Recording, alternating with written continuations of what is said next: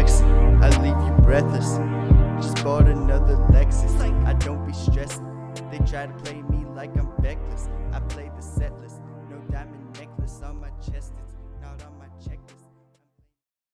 Hello, ladies, gentlemen, gender fluid folks, and NBs.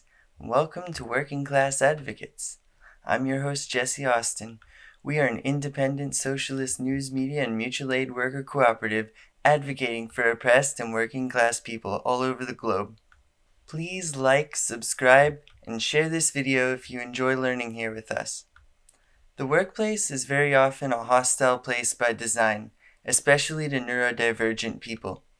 Even autistic folks typically wouldn't describe the pressure to compete for jobs, promotions, and raises as pleasant, but that pressure can be particularly overwhelming for autistic people. This on its own would already be a bad enough problem, but the fact that so many employers compound it with a phony facade of caring about their employees to hide their truly abusive policies makes everything so much worse.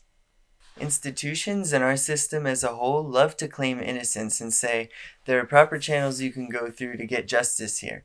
But it is starting to become well known that autistic people are frequently brushed off by coworkers, bosses, and human resource departments alike due to ableism. There are, of course, laws in most countries that are supposed to protect disabled people from discrimination in the workplace, but these laws are virtually not enforced at all. For example, in the UK, there's a law called the Equality Act that is supposed to guarantee disabled people reasonable accommodations or adaptations to accommodate their condition.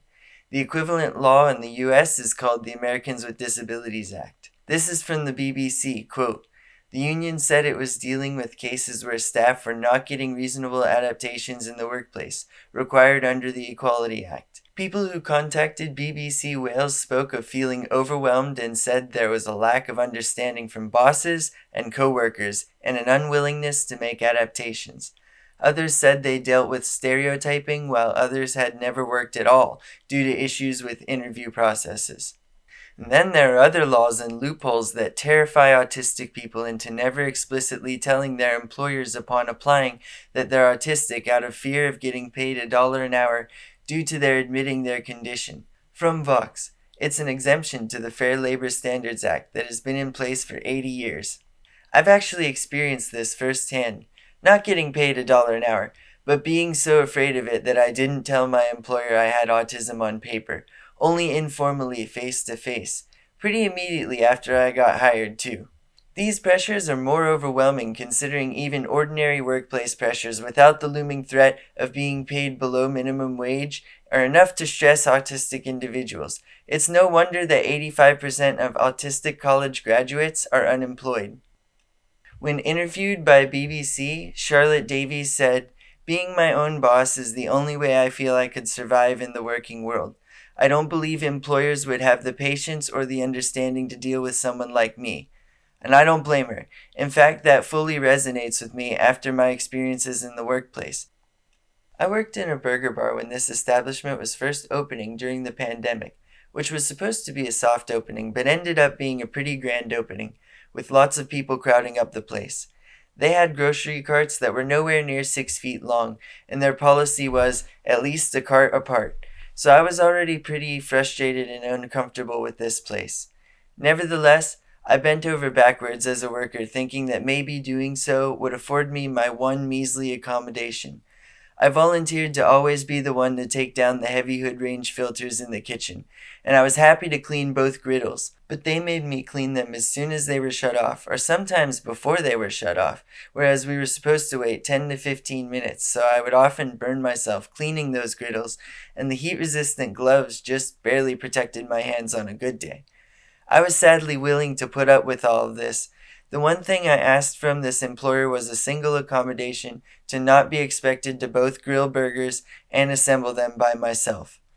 I made it clear that I'm not the best multitasker, and I like to focus on doing a single task well, double-checking my work as I go along, instead of trying to multitask and making mistakes that I or other people have to then go back and fix. Every time I presented this to them as the one accommodation I needed after complying with so much there that was simply not right, it was brushed off with a, well, why don't you just try it without your accommodation? We believe in you. and a big smile. This happens to autistic people in workplaces all across the globe. It happens to average workers as well, and it is unacceptable. Providing accommodations to us is not going to make the sky fall down. These bosses, HR departments, and corporations are selfish and abusive, and in many cases, they're actually breaking the law. Full stop. If you are autistic, you are caught between worrying about your employer trying to pay you $1 an hour with a straight face, just like they deny us our accommodations with a straight face, and worrying, well, if I don't officially tell my employer, then how do they know my condition is legit and I'm not just being lazy? But that accusation ultimately doesn't hold water anyway, because it's also well known by now that the official diagnoses that employers tend to demand from autistic people are rarely given to people on the spectrum that need them most in the first place. Or worse, their autism is diagnosed, and then instead of providing the autistic person resources to assist them, our system pushes them through abusive ABA therapies. There's a great article by Jules on Indian Country Today that covers virtually all of the problems of ABA therapy quite succinctly, so I'm going to read this with y'all now. I read a little bit of it before the filming of this episode, but I didn't read the whole thing, so you're in for some authentic reactions here, so stick around. I'm going to go grab a cream soda.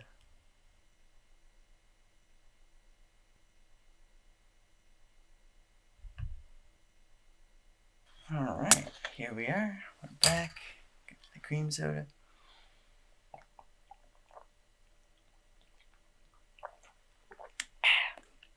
Alright, rock and roll. Alright, this is going to be source number 5 in the description below. It was published just over 2 months ago, and boy is it an excellent read. So let's get down to it. The title is Applied Behavioral Analysis is Abusive to Native Children by Jules. I am an Ojibwe autistic parent of autistic children and a disability advocate. My children and I are statistically insignificant, and we routinely endure systemic erasure. Most native autistic people do not get an accurate diagnosis or the support they need at any age. Native communities desperately need access to accurate information about autism and culturally responsive care. April is Autism Acceptance Month. This month, please take some time to learn about autism from autistic people. Just as services for Indigenous people should be informed by Indigenous values and perspectives, we must recognize that autistic perspectives are also invaluable. Autism doesn't end at 18, and many autistic adults are parents of autistic children, providing the opportunity for helpful insight to improve the quality of life for autistic children and their families. The Cornhusk Doll story teaches us that we are all equal in the eyes of the Creator. There is no word for disability in Ojibwe, and I personally tend not to use it. I tend to use the word condition, just as a quick aside. Traditionally, we revere our elders, and our communities were designed to ensure that everyone's needs are met, no matter their abilities or disabilities. We understood that successful communities are interdependent and everyone needs help sometimes. Colonization disrupted our way of life. Colonial perspectives differ in that disability is stigmatized and disabled people are undervalued. Value is determined by independence and how much a person contributes to capitalistic systems. And on that note, I'm going to interrupt our reading real quick here to evaluate a popular social media post in this context. I'll pull it up real quick here. So I found this meme on Facebook one day that says, "What would happen if you employed someone with Asperger's syndrome? This would happen. Things would get done, be organized, be perfected, on time, and completely on schedule." This is redundant, on time, on schedule, same thing. But anyway, share to raise awareness of the positive traits of Asperger's. Brian, smiley face heart. First of all, Asperger's syndrome is a functioning label associated with the Nazi who coined the term, so we advise against using that term on working class advocates and urge people to just say autism. Secondly, and most importantly, this is a picture-perfect example of how our value as autistic people is often determined by how much we are able to contribute to capitalistic systems, as Jules says here. Alright, back to the article. Children are trained to comply and produce, and any deviation from expected measures is a deficiency that needs to be corrected. Applied behavioral analysis. Native children deserve better than the abusive practices of applied behavioral analysis, or ABA. Recently, it was determined that IHS will fund ABA, which will hurt Native children and waste IHS dollars that could be used to provide culturally responsive care. The IHS should not fund applied behavioral analysis. Applied behavioral analysis was created by Ivar Lovaas, and I don't really care if I'm butchering his name because his research also laid the groundwork for gay conversion therapy, which is now illegal in many jurisdictions because of the harm it does. Applied behavioral analysis is conversion therapy for autism, based on the idea that autism is bad and autistic people need to be fixed. In 1974, Lovaas stated in an interview for Psychology Today, "You see, you start pretty much from scratch when you work with an autistic child. You have a person in the physical sense. They have hair, a nose, and a mouth, but they are not people in the psychological sense. One way to look at the job of helping autistic kids is to see it as a matter of constructing a person. You have the raw materials, but you have to build the person." This is a really creepy quote from Ivar Lovaas, and the reason I was able to do that all in one take is because most autistic people have heard this quote many times, unfortunately. It's kind of drilled into our brains at this point.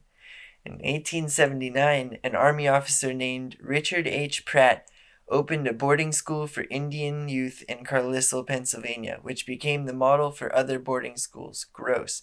His motto was, "Kill the Indian, save the man." Double gross. These horrifying quotes reveal a similar intent.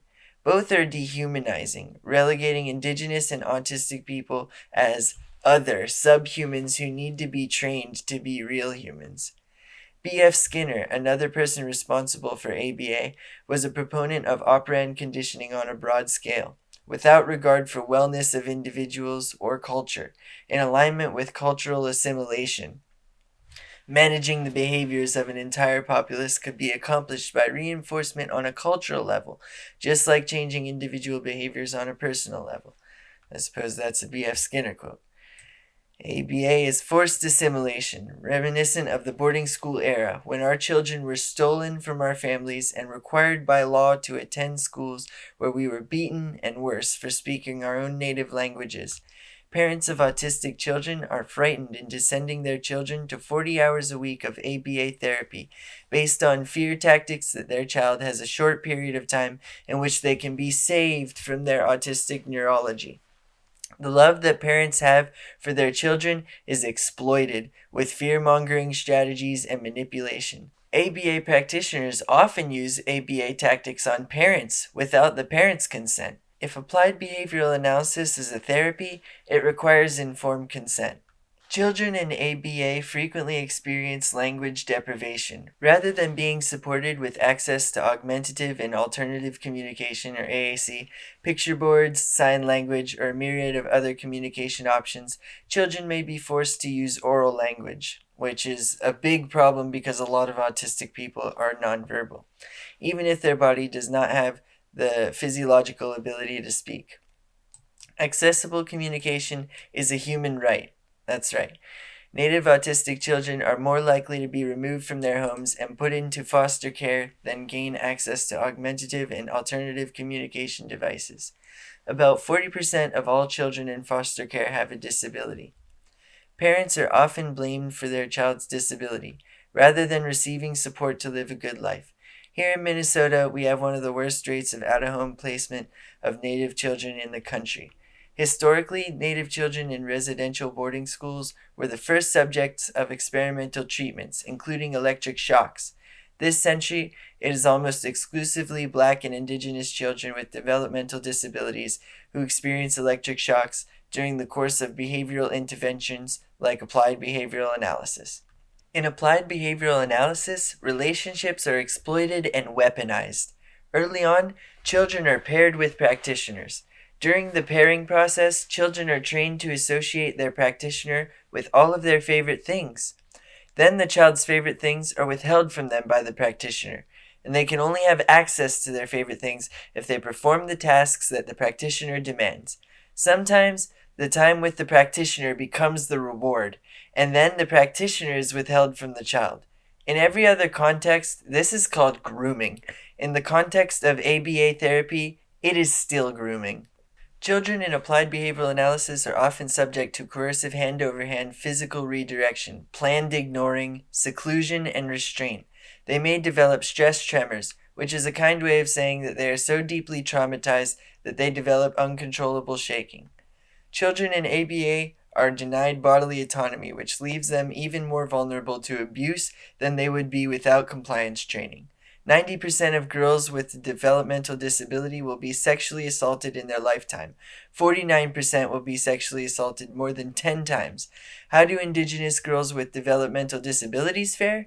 There's no research because we are statistically insignificant. Has anyone considered the impact of compliance training on vulnerable Native girls? And how does MMIW fit in? As an Indigenous autistic woman, does my safety matter? Do my daughters? Native children need to be taught about bodily autonomy, healthy boundaries, and how to protect themselves. Children in ABA are often trained like dogs, using food treats as reinforcers, which is especially harmful to Native people as we are at risk of obesity and two of our primary killers are heart disease and diabetes. Training children to comply with directives in exchange for treats is unhealthy and dangerous. In 2018, researchers learned that people who endured ABA are more likely to develop PTSD. What a shock. In 2019, the Department of Defense determined that applied behavioral analysis is ineffective. So it doesn't even work. Indian health services should not waste millions of dollars on a treatment that harms disabled children. We need early intervention services that are culturally appropriate. Applied behavioral analysis is not and cannot be culturally appropriate for natives. Equity isn't equal access to colonial capitalist services. It is hurtful to see access to ABA promoted as equitable. Equity isn't about ensuring that Native people have access to the same services as white people, which were based on research of white boys with goals developed by white parents and white researchers and white practitioners based on white people's values. Autism speaks. Equity is designing and adapting services to meet our needs based on our values and ideals to help us achieve our goals. The Ojibwe people believe our children choose us as their parents. We are meant to become the parents they need us to be, and our role is to guide our children on their journey. Our children change us. We don't change our children.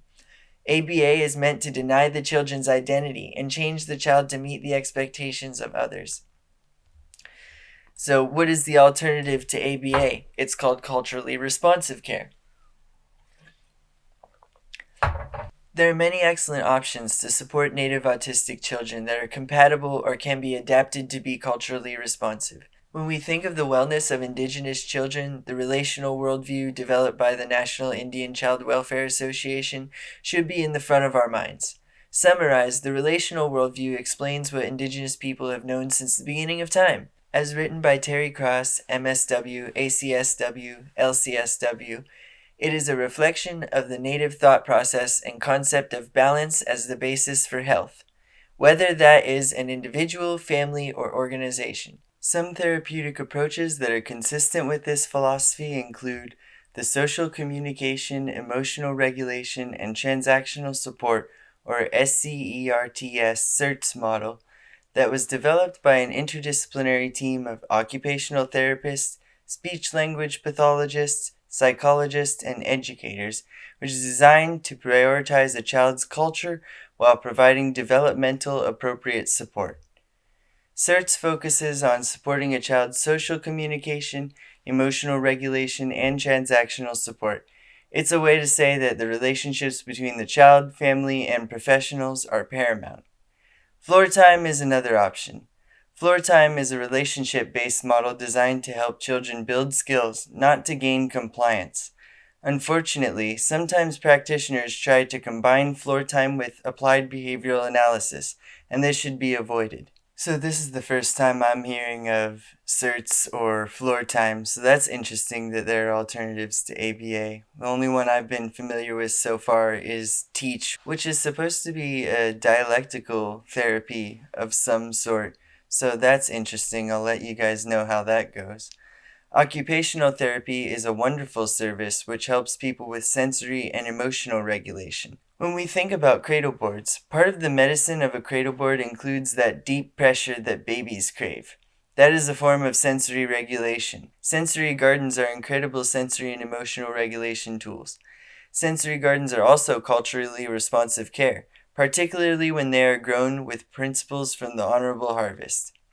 So, I particularly love gardens. I'd love to have a sensory garden, like a greenhouse or something. That's awesome. By the way, on cradle boards, fun fact, Temple Grandin made her own cradle board in college for sensory regulation. So, that's an interesting tidbit. Speech therapy is an essential support for non-speaking children, though we must be careful to ensure that speech therapy services are focused on accessible communication and skill building, not forced oral speech. Speech therapists can help children to learn to use the augmentative and alternative communication AAC devices and find other ways to support communication. Speaking ability can be fluid, and access to AAC should be unrestricted. If a communication support helps a child, then that child should always have access to that support. So oral speech is not the only way to communicate, and the sooner we recognize that, the sooner we can help autistic children. Behavior is a form of communication too. We must also recognize that when a child needs behavioral support, there are many strength-based models that support children's needs, keeping the whole child safe and connected, including Dr. Ross Green's collaborative problem-solving model. Plan B helps us to effectively work with our children to solve problems, eliminating power struggles and mitigating explosive behavior, also known as meltdowns in autistic children. Dr. Mona Delahook wrote the book Beyond Behaviors to help adults understand the physiological aspect of behavior and how we can support children in the context of relational safety. Alfie Kohn has written several books about behavior and discipline that focus on education and discipline, which will help every parent and every educator to be more successful in helping children.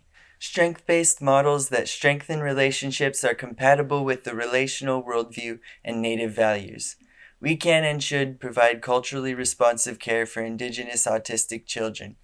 You can learn more about my journey as a parent here.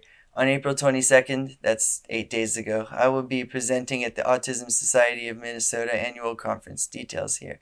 Alright, this essay does not reflect the view of Indian country today. Voices are... Oh man, that's weak sauce. Well, it should, because this is an amazing essay. Bravo, Jules Edwards. I think this should reflect the view of Indian country today, if I had anything to say about it. So yeah, that's an amazing article. It really goes to show how intimately our struggles are intertwined and that we're all in this together. Matter of fact, I'm officially declaring an alliance between all oppressed and working peoples, as if that wasn't already a thing. We will remain sharp as an arrow, whether you're Indigenous, gay, transgender, autistic, Palestinian, I mean the list goes on and on, right? Here at Working Class Advocates, we encourage all of you to remain sharp and affirm that oppressive institutions can no longer convince us that we are sick for standing up for ourselves and each other. We are wide awake and we will shine our spotlight on everything that needs to go.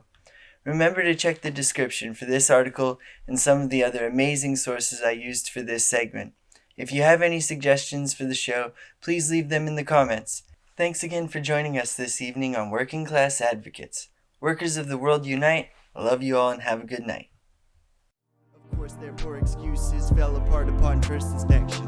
I'm saying those in power have delusions of grandeur. They are the problem, we're the solutions. We stand up and call them out because we're ruthless and we go hard. Don't got no games to play, so we protest and vote smart. Protest and vote smart. We call for revolution since day one, get it understood? And we won't stop until everywhere it's all good. And we won't stop until everywhere it's all good.